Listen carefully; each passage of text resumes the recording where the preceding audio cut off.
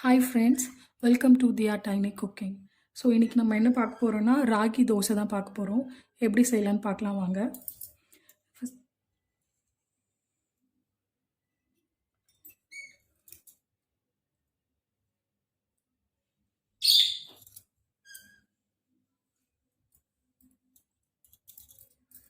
தேவையான அளவுக்கு ராகி மாவு எடுத்துக்கலாம்.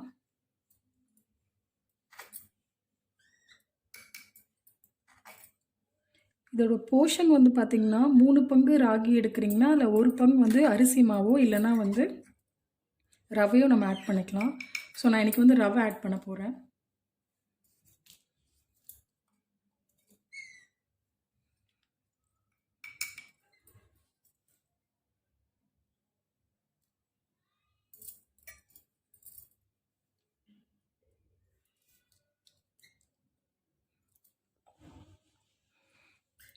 தேவையான அளவுக்கு உப்பு எடுத்துக்கலாம் கொஞ்சம் போல்.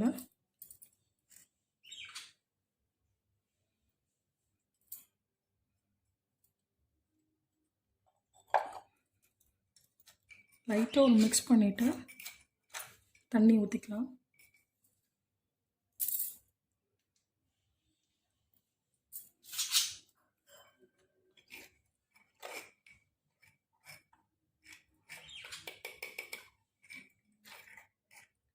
நம்ம ரவை ரோஸ்ட் பண்ணுற மாதிரி தான் இப்போ நம்ம வந்து ராகி ரோஸ்ட் பண்ண போகிறோம். இது ரொம்ப ஹெல்த்தியாகவும் இருக்கும், நல்ல ஒரு பிரேக்ஃபாஸ்ட் குழந்தைங்களுக்கு. ஸோ இது வந்து நிறைய தண்ணி இருக்கிறதுனால நம்ம வந்து ரொம்ப தண்ணி ஆகிடும்னு நினைக்க வேண்டாம். உள்ளே வந்து நம்ம ரவை போட்டிருக்கிறதுனால ரவை நல்லா ஊறி வந்துடும். ஸோ அதுக்கப்புறம் நமக்கு வந்து கரெக்டான ஒரு பதத்துக்கு வந்துடும். ஸோ நல்லா நீர்க்காக வந்து கரைச்சாச்சு. ஸோ இதை வந்து நம்ம கொஞ்சம் போல் ரெஸ்ட் எடுக்க விடலாம். ஒரு 1/2 hour போல் இது நல்லா ஊறிட்டுருக்கட்டும். அதுக்கப்புறமா நம்ம வந்து அடுத்து என்ன பண்ணணும்னு பார்க்கலாம்.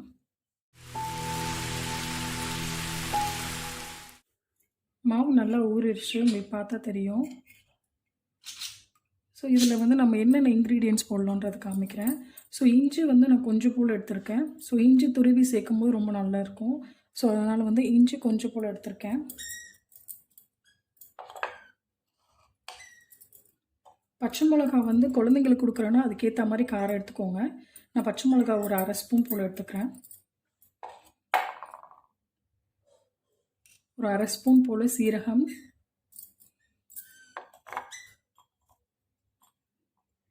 தேவையான அளவுக்கு கருவேப்பிலை. கேரட் வந்து நான் இதில் ஆட் பண்ணியிருக்கேன். நீங்கள் வந்து பீட்ரூட் ஆட் பண்ணலாம். குழந்தைங்களுக்கு இந்த மாதிரி கொடுக்கும்போது அவங்க ஈஸியாக வந்து இந்த கேரட் வந்து அவங்க சாப்பிட முடியும். ஸோ அதனால் வந்து கேரட் வந்து நான் கொஞ்சம் ஆட் பண்ணிக்கிறேன்.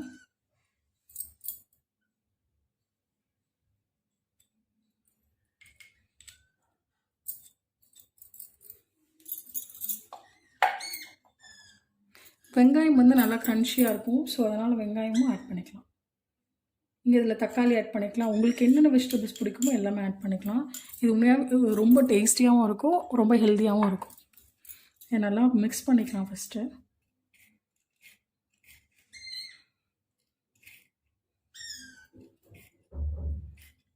லைட்டாக தண்ணி ஆட் பண்ணிக்கலாம்.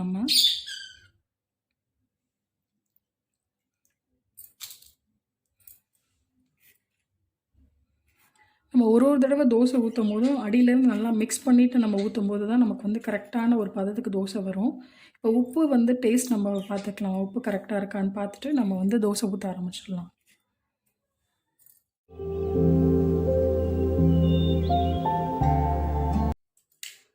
நம்ம கொஞ்சம் போல் தேங்காய் சட்னி அரைச்சிக்கலாம்.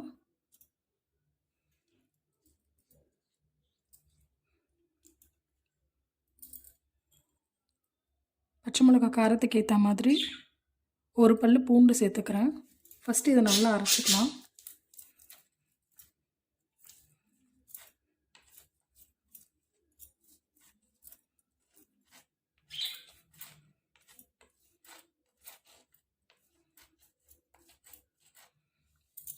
தேவையான அளவுக்கு தேங்காய், கொஞ்சம் போல் உடச்சிக்கல,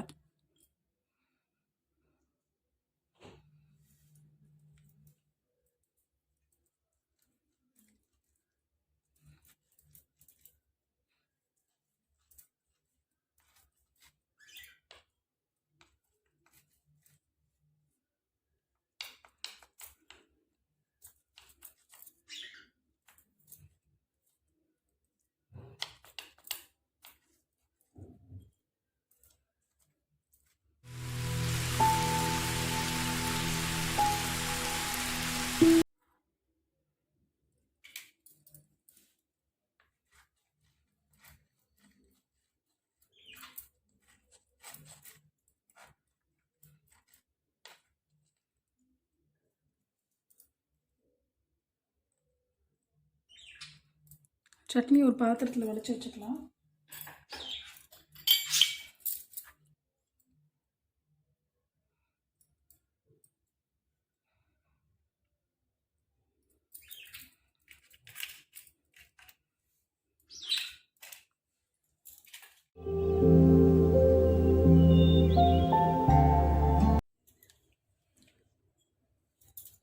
சட்னி தாளிச்சிடலாம். கடுகு, உளுத்தம்பருப்பு,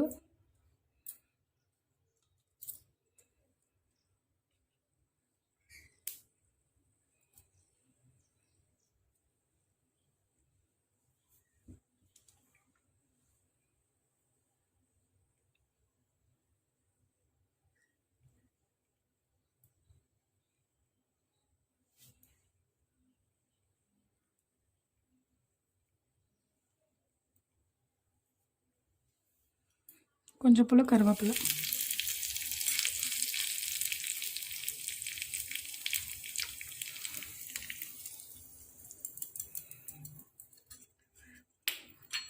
சட்னி ரெடி.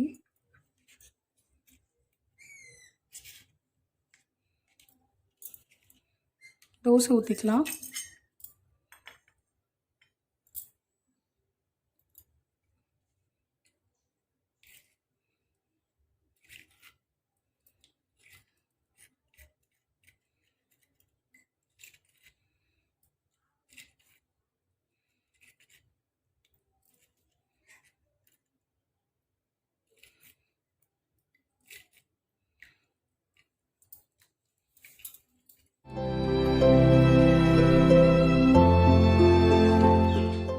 தோசை ஊற்றிக்கலாம்.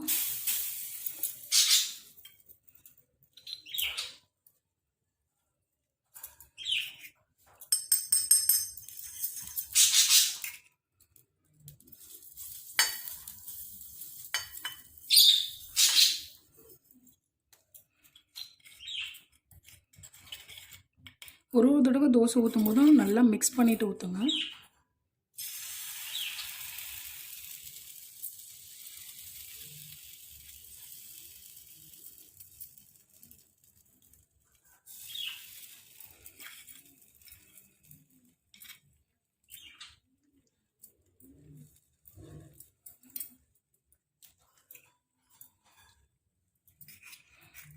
தேவையான அளவுக்கு நெய் ஊற்றிக்கலாம்.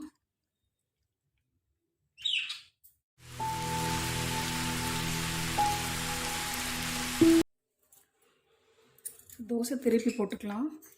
ஸோ நல்லா முறுமுறுன்னு வந்துருச்சு. ஸோ லைட்டாக திருப்பி போட்டு எடுத்துடலாம்.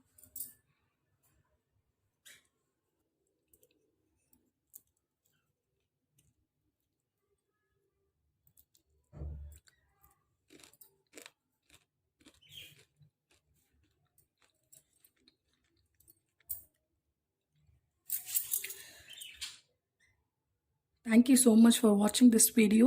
உங்களுக்கு இந்த வீடியோ பிடிச்சிருந்தா ப்ளீஸ் ஷேர் பண்ணிக்கோங்க, லைக் பண்ணுங்கள், சப்ஸ்கிரைப் பண்ணுங்கள், பக்கத்தில் இருக்க பெல் ஐக்கானை கிளிக் பண்ணுங்கள். அப்போ தான் நான் போடுற வீடியோட நோட்டிஃபிகேஷன் உங்களுக்கு வரும். Thank you so much for watching.